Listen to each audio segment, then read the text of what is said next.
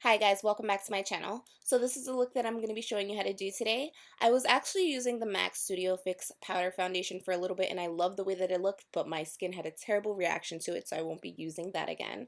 So yeah, let's just jump right in. The first thing that I used was the Smashbox Photo Finish Primer and a little bit of Cover FX Cream Foundation in shade N60. And I'm using the new Sigma Kabuki 3D brush. I absolutely love it. It's one of my favorite foundation brushes. It is a Kabuki brush, but it does kind of come to a pointed end. And I like it because you can get into those little crevices, and I like to use it to basically define my eyebrows on the top because I don't apply any concealer to the top of my brows, which is what I'm doing right here.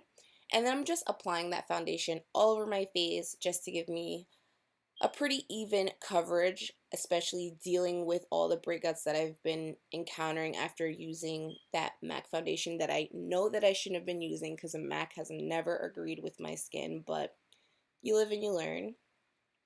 So I'm just applying this all over my face until I have a nice even coverage. And then I'm just going to grab the AJ Crimson Cream Foundations in shade 4.5 and shade 5 and a Hair and Makeup Addiction flat foundation brush, and I'm just going to carve out underneath my cheekbones a little bit and along my jawline.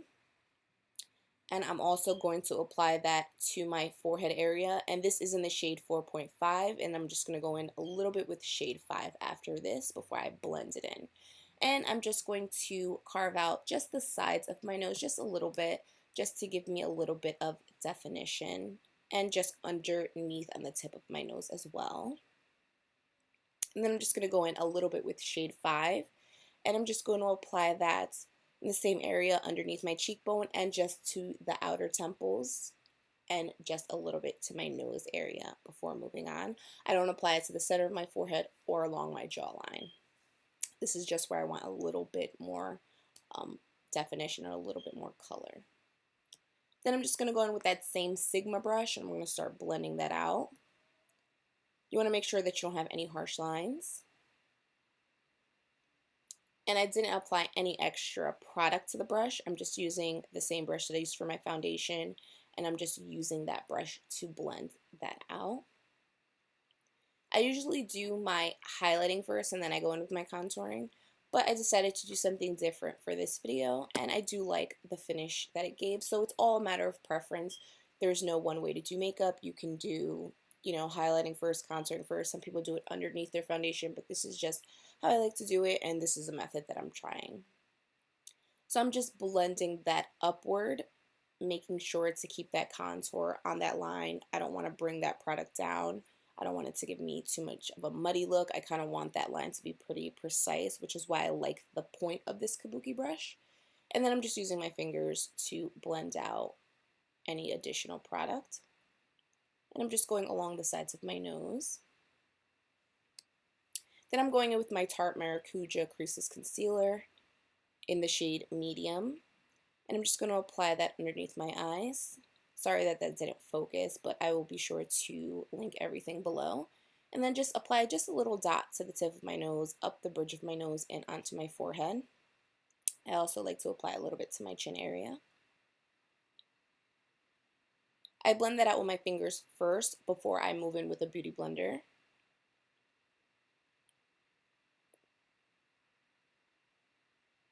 This is what it should look like. And then I'm just going to use a damp beauty blender to start blending out that product. I want it to melt into my foundation, and I don't want there to be any harshness or any lines that you can see on my face.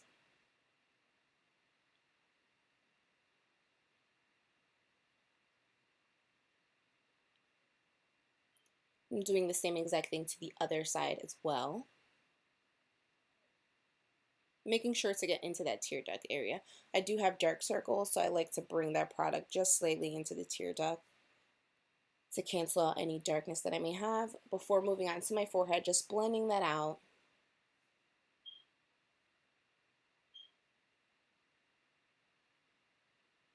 Using just the tip of the beauty blender to blend out the product on my nose area,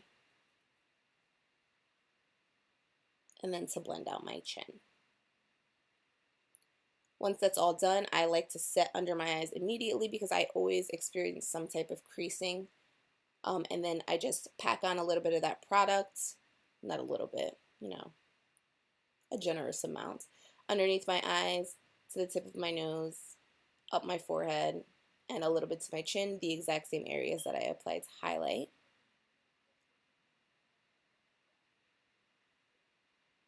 Once that's on, I do like that to set a little bit. And I'm just using the Makeup Forever Pro Finish powder in 174, and this is a Real Techniques powder brush. And I'm just applying that to all of the areas on my face besides my highlighted areas. And this is just going to set my foundation. And then I'm just grabbing my NYX bronzing powder in medium and a Zoeva angled brush, and I'm just going to start setting the contoured areas.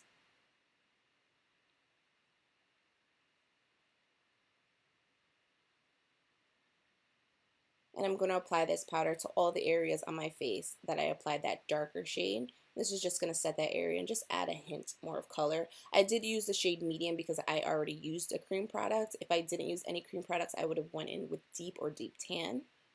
And I just like to pinch the brush and do the sides of my nose and the tip as well.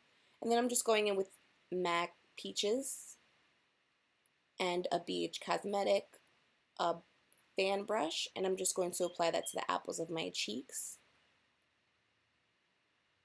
just to give it a little bit of wash of color.